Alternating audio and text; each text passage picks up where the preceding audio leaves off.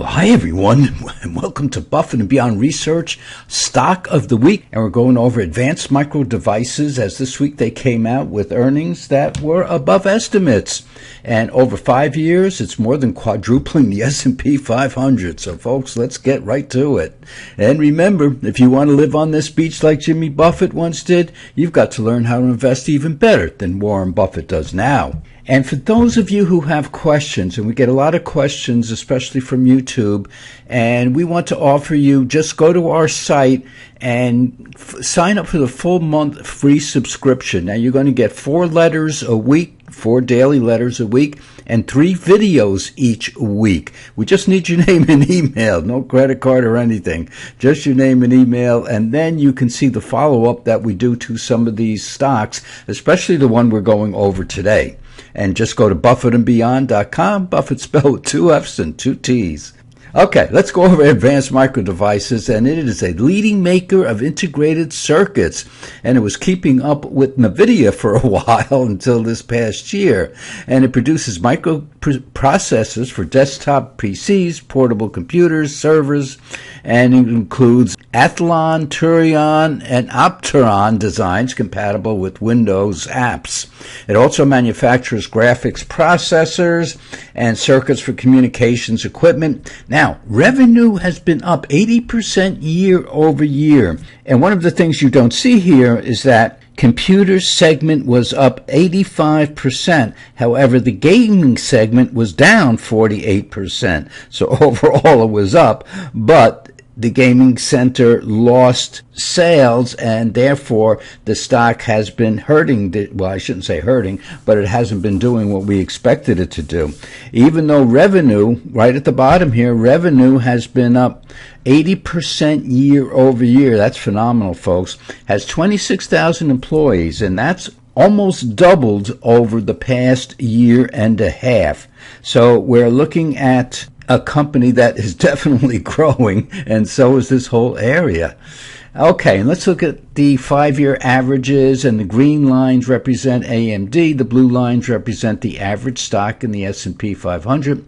And when we look at the clean surplus ROE, and think of your bank account, would you rather put money in a bank account that's paying you 13.5% or one that's paying you 33.5%? Yeah, no question there. Net income, folks, it's 3.5 times that of the average stock. So net income up nicely over the past 5 years.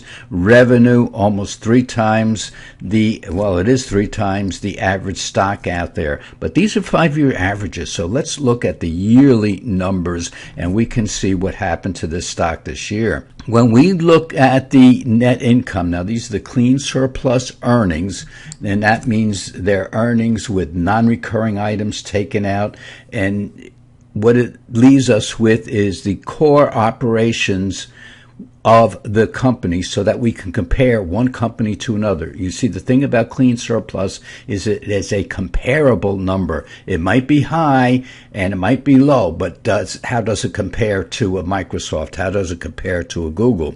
So we can see back here in 2023, this number, net income, went down. And how far did it go down? It went down 24.3%. But this year it is coming back, and this number has been revised upward. We just don't know what it is for the full year yet.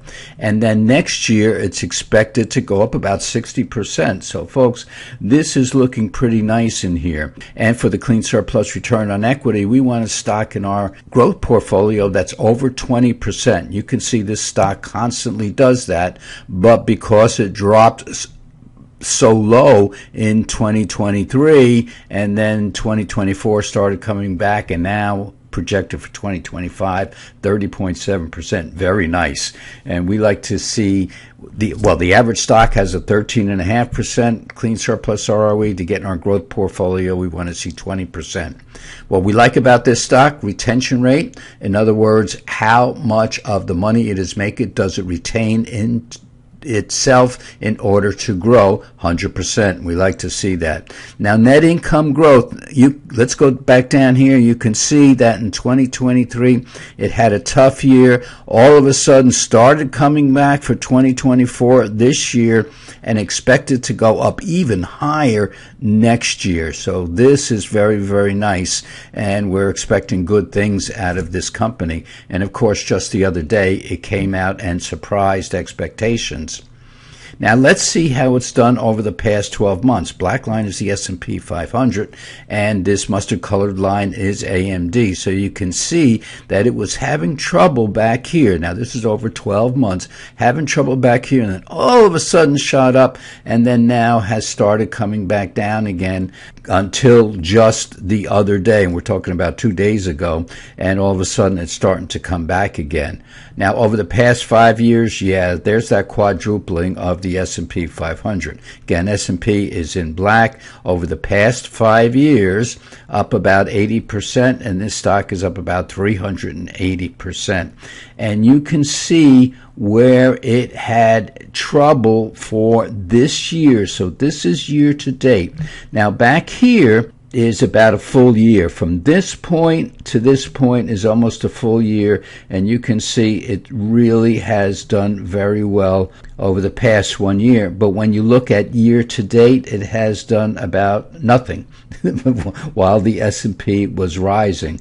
So it has to prove to the market that those numbers are going to keep coming, and that NVIDIA is not going to just blow this company out of the water. And so far it's not. So the market was surprised by AMD. So folks, we've had a pretty tough week this week. We looked like we were going to rally, then it looked like we were going to fall, and unemployment numbers came out higher than expected, and the market is now worried, instead of growth, that maybe the Federal Reserve should have lowered interest rates just the other day instead of waiting until September, because with unemployment growing more than expected, the market is saying, are we going to go into a recession before we start growing? And well, we are growing, but the thing is, how fast are we going to grow? So, folks, you can read about that in the daily letter. Just go to our weekly letter, go to our other videos, and we'll catch you up on a day-by-day basis. So, folks, you go out, it's the weekend, have a good time, be with your family, watch television, do whatever you want to do, take your mind off the market. And, folks, we'll see you back here in a couple of days.